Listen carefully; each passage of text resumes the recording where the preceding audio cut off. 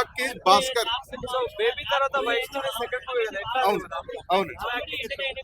బాగుంది. మళ్ళీ ఎక్కడ చూపించక్కర్లేదు అంటే బేబీలో ఎంత పట్టించిందో ఇందులో కూడా, అంటే ఎక్కువ కంటెంట్ హీరో మీద చూపించిన మధ్యలో తగులుతా ఉంటుంది, వెళ్తూ ఉండదు. అంటే తన అదే తను ఇచ్చింది అనమాట.